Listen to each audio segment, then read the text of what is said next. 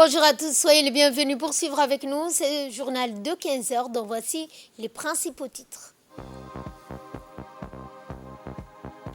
La clôture de la Semaine nationale des mathématiques et le lancement par la même occasion de la fête de la lecture. Et Mélanie salue l'implication de l'Italie pendant la crise migratoire, c'est ce que nous verrons en fin de journée. Bonjour à tous et nous entamons ce journal par la conférence des présidents qui s'est tenue aujourd'hui, lundi 18 mars.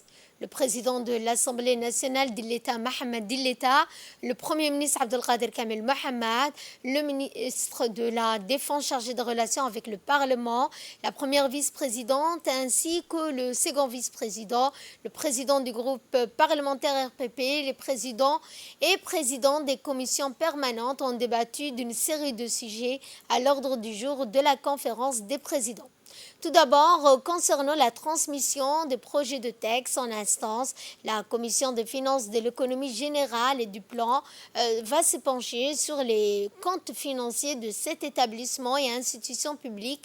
La Commission des affaires étrangères, de son côté, s'est vue chargée de la conférence des présidents de l'examen de 3 projets de ratification dont le premier projet de loi portant approbation des comptes financiers de la société immobilière et d'aménagement foncier pour les exercices 2018, 2019, 20 et 21-22. Projet de loi portant approbation des comptes financiers de l'Université de Djibouti pour les exercices de l'année 2018, 2019, 2020, 2021. Projet de loi portant approbation des comptes financiers de l'Institut supérieur des sciences et de la santé pour les exercices de l'année 2018, 2019, 2020 et 2021.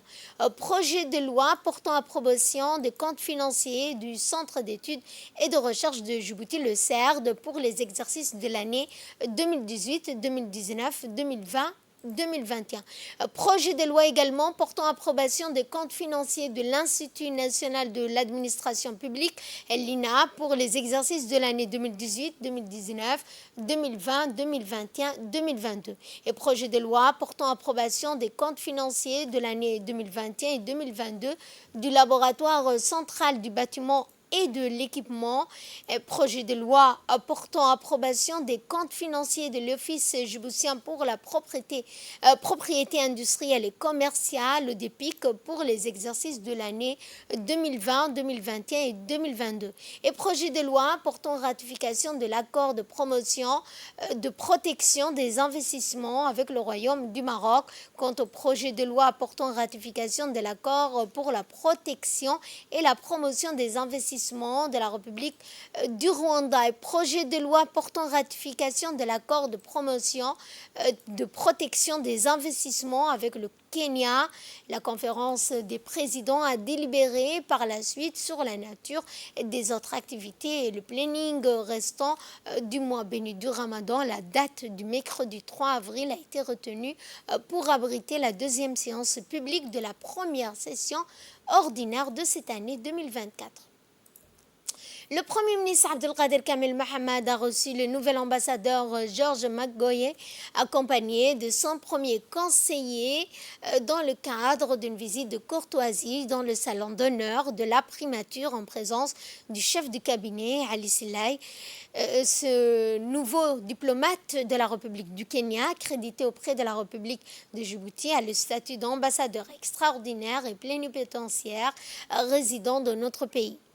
Eh bien, Georges Magoye s'est d'emblée, lors de cette audience, réjoui du socle large de valeurs et principes de partage entre Djibouti et le Kenya. Djibouti et le Kenya partagent des valeurs d'aspiration dans divers secteurs, y compris les échanges politiques, socio-économiques, de paix, de sécurité et diplomatiques. Le diplomate kényan s'est réjoui également lors de cette occasion pour étirer l'attachement de son pays à l'intensification du développement des liens d'engagement, de mise en place de protocoles d'entente entre son pays et la République de Djibouti. Le président de l'Assemblée nationale d'Illeta, Mohamed Illeta, a également reçu une audience aujourd'hui, 18 mars, l'ambassadeur de la République du Kenya à Djibouti, M. Georges Magoye. Au cours de cette audience, la coopération entre le Kenya et la République de Djibouti était au cœur des échanges. Cette visite de prise de contact s'inscrit dans la démarche du nouvel ambassadeur du Kenya visant à établir des relations avec les différentes autorités du pays.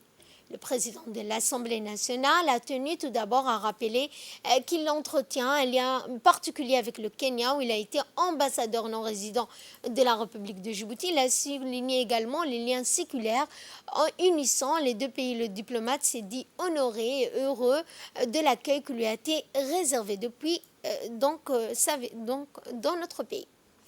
Le ministre des Affaires étrangères de la coopération internationale, Mahmoud Ali Youssouf, a reçu en audience le nouvel ambassadeur des États-Unis pour le Soudan.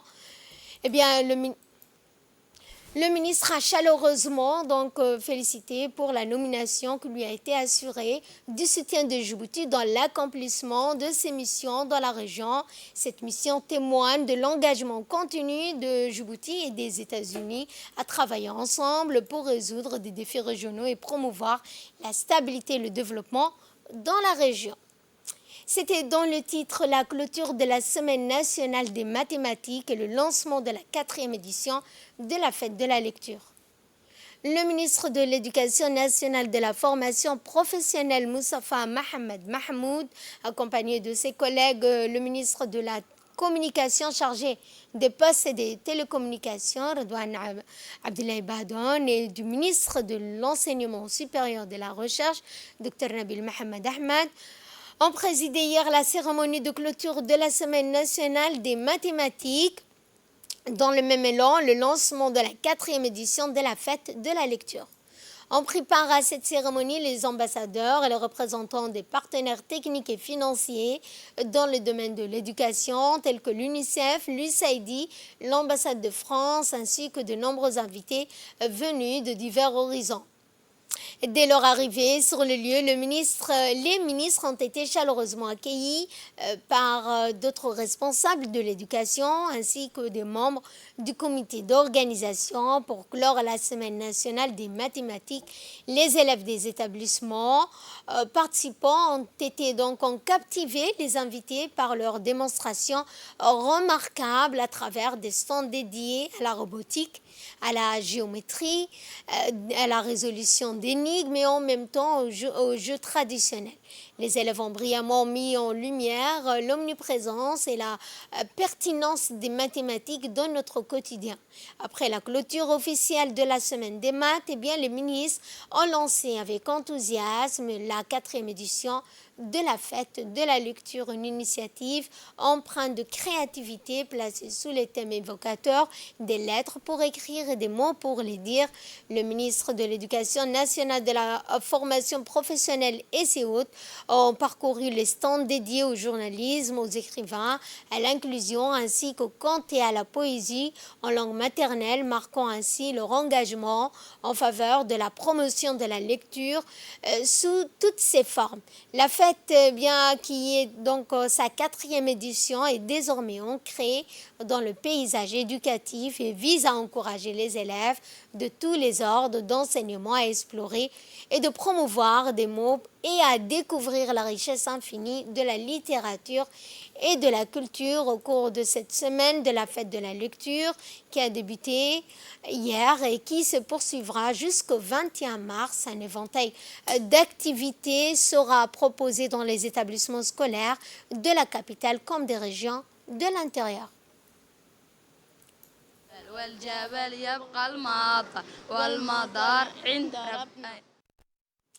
Ensuite, une cérémonie a été également l'occasion de récompenser les lauréats des concours des mathématiques et d'écriture, encourageant ainsi la créativité des jeunes esprits. Enfin, un point de presse a été animé par les élèves des lycées qui permet au ministre de partager leur impression sur ces événements mémorables, soulignant l'importance de l'éducation, de la culture dans la construction d'un avenir radieux pour la nation djiboutienne.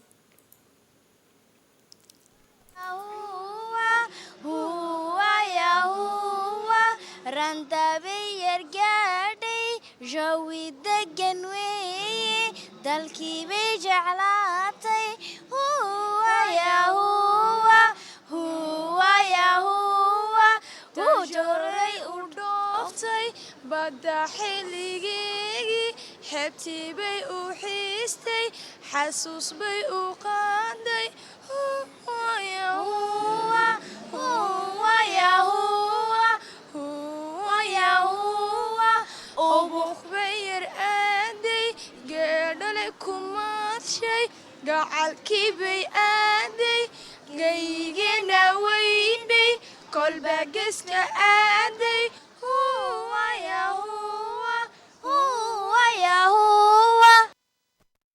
Et ensuite, les ministres de la télécommunication, suivi de celui de l'enseignement supérieur, se sont livrés à cet exercice, celui de répondre aux questions des élèves lycéens. Ma question s'adresse au Monsieur le ministre de la Communication, des Postes et de la Télécommunication. Monsieur le ministre, comment votre ministère peut-il contribuer à la promotion de la lecture? Comme vous pouvez le constater, il y a la partie lecture et journalisme. Donc mon ministère est déjà présent, il est déjà là, il contribue. Il contribue à la rédaction journalistique et à la vision et à la formation des futurs journalistes qui sont actuellement au lycée et leur permet de voir un peu plus loin en leur montrant la façon de rédiger et de corriger et de transmettre des articles ou de transcrire des événements.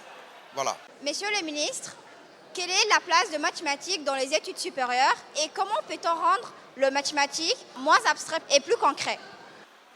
Nous sommes toujours dans ces questionnements.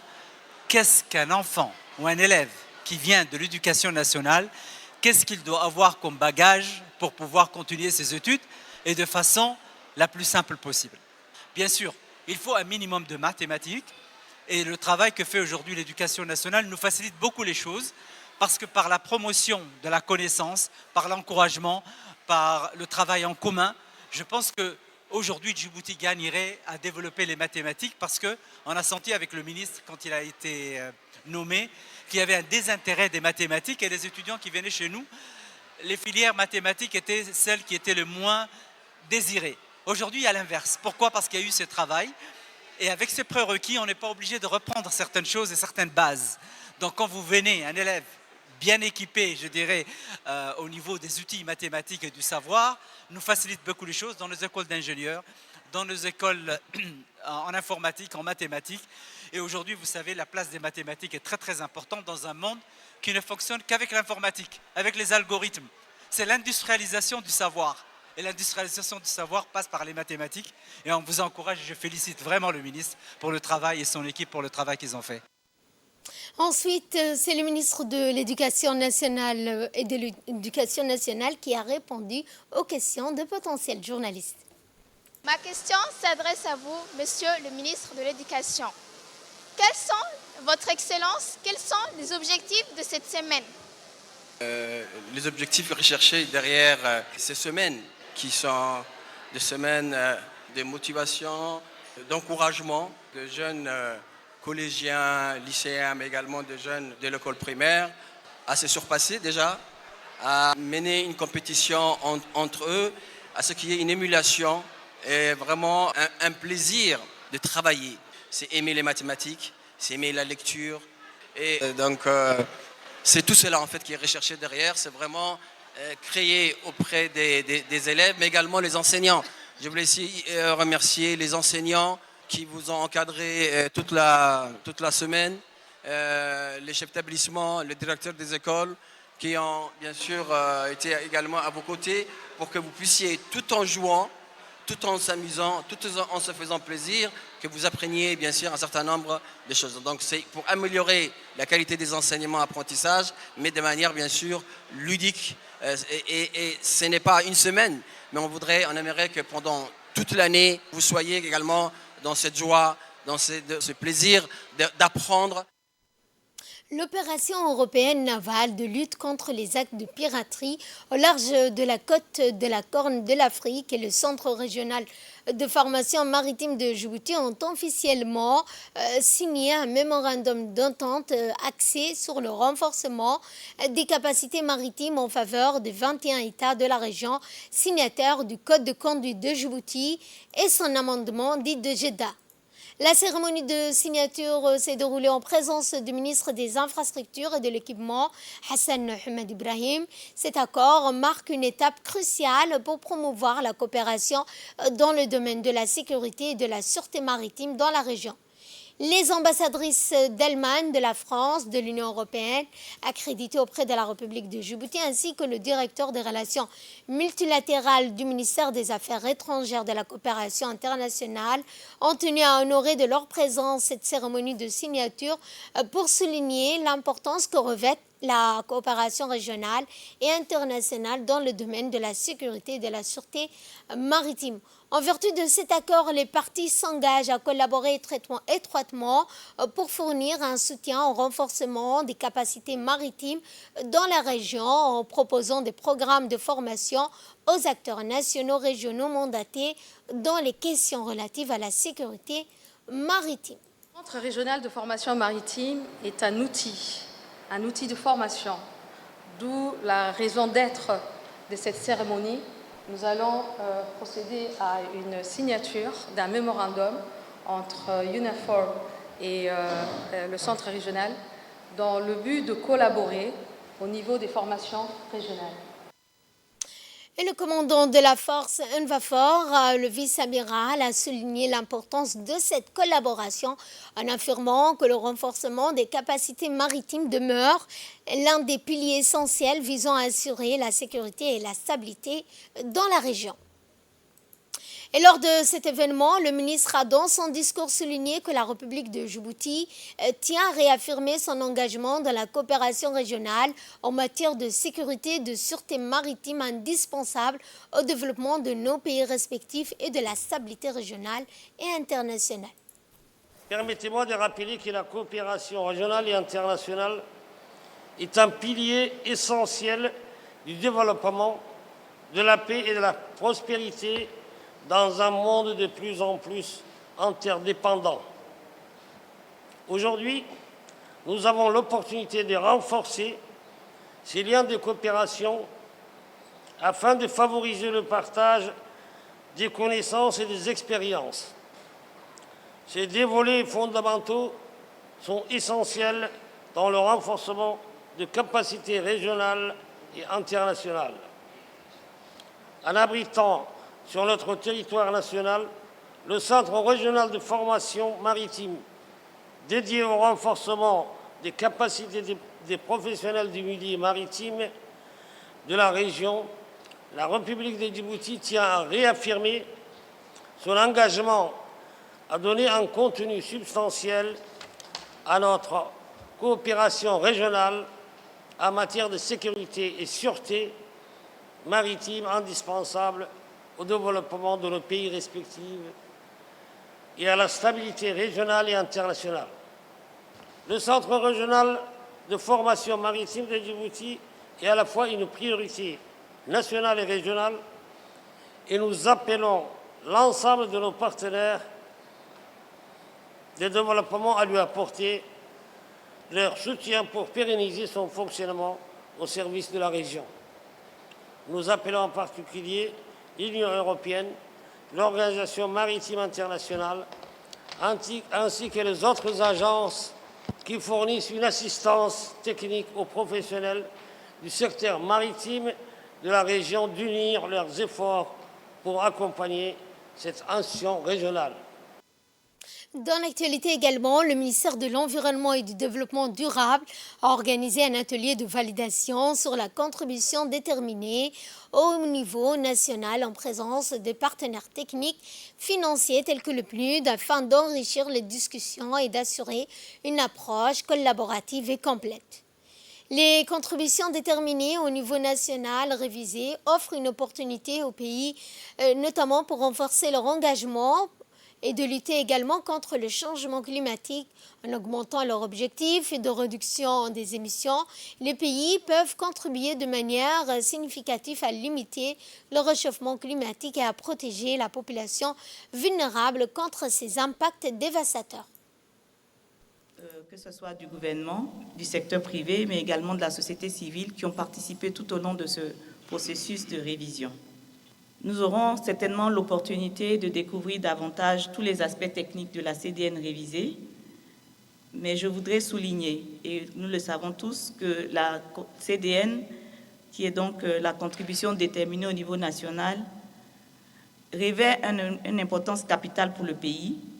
D'abord, la CDN représente l'épine dorsale des efforts que le pays s'est donné pour à la fois mettre en place des mesures d'envergure et honorer ses engagements pris au cours de l'accord de Paris. Nous aurons donc, après la CDN soumise en 2016, une version actualisée qui prend en compte les nouvelles réalités du pays, notamment les secteurs qui avaient été oubliés dans la CDN initiale.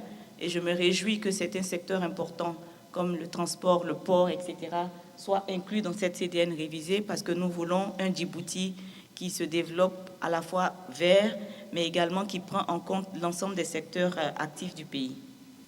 Je vous propose cette fois de suivre le mot du ministre de l'Environnement qui s'est exprimé en ces termes. Les changements climatiques et leurs impacts sont des défis majeurs auxquels nous faisons face aujourd'hui.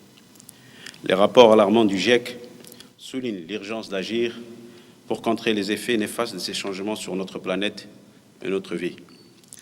En 2015, la communauté internationale a franchi une étape historique en adoptant l'accord de Paris, un accord crucial dans la lutte contre les changements climatiques. Au cœur de cet accord se trouve la contribution déterminée au niveau national. C'est un instrument vital qui engage chaque pays de proposer des mesures de réduction de ses émissions de gaz à effet de serre et d'adaptation de lutte face au changement climatique. La République de Djibouti a pris part à cet effort mondial de lutte contre le changement climatique en soumettant sa CDN initiale en 2015 et confirmant aussi son engagement envers l'accord de Paris en 2016, lors de la ratification de cet accord. Notre objectif est clair, réduire nos émissions de GES de 40% d'ici 2030, avec un potentiel supplémentaire de réduction de 20% grâce à un soutien international. Chers collègues, mesdames et messieurs, conformément aux dispositions de l'accord de Paris et des décisions prises lors de ces conférences, chaque pays doit revoir périodiquement sa CDN initiale en vue de rehausser les ambitions d'atténuation et d'adaptation pour ainsi garantir le maintien des réchauffements planétaires en dessous de 1,5 degrés Celsius, voire 2 degrés Celsius. Cette révision est d'autant plus importante que le monde se dirige vers une trajectoire de 3 degrés Celsius.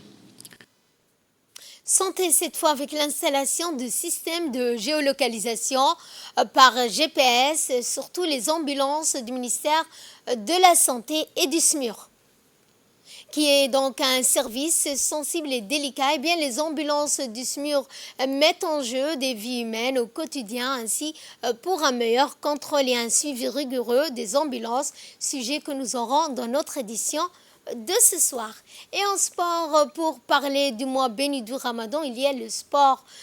Eh bien, les tournois du Ramadan battent leur plein dans tous les pays sous l'égide du ministère de la Jeunesse et de la Culture.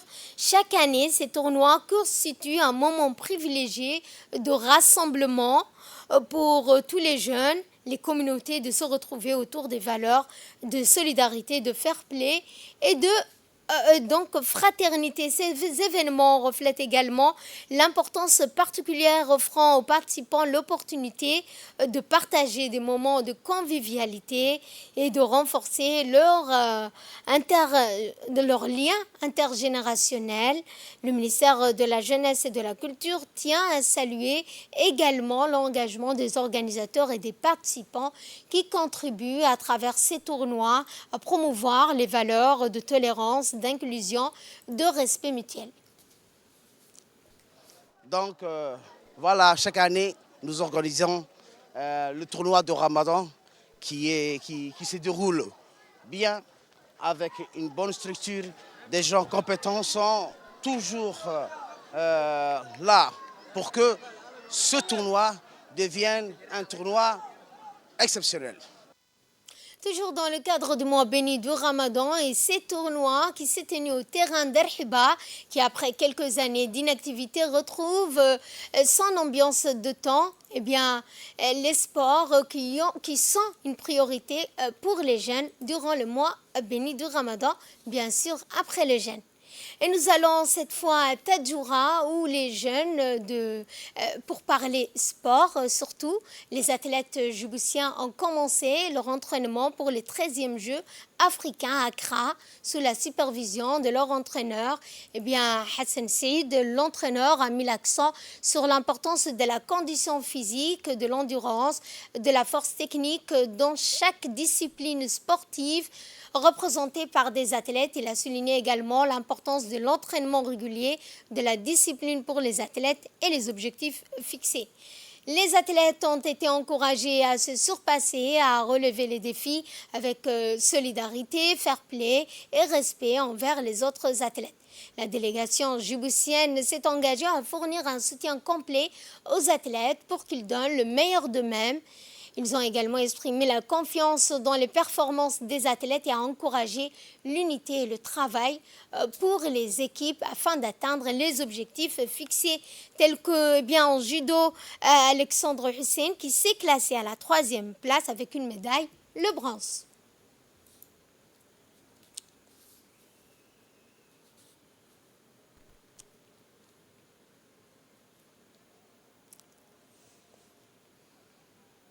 À Tadjoura avec ses activités de commerce durant le mois béni du Ramadan.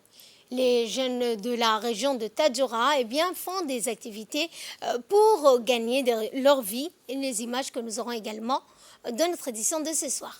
Dans l'actualité internationale, la chef du gouvernement italien a salué dimanche au Caire le rôle joué par son pays dans ce qu'elle a décrit comme un nouveau modèle de coopération entre l'Europe et la rive sud de la Méditerranée.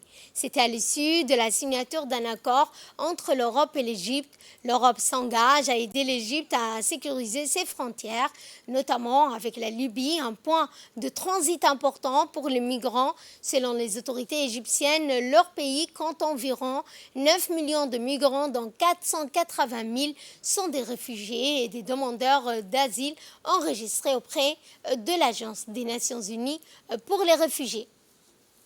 C'est ainsi que prend fin ce journal. Merci à vous de l'avoir suivi. Excellent après-midi à toutes et à tous.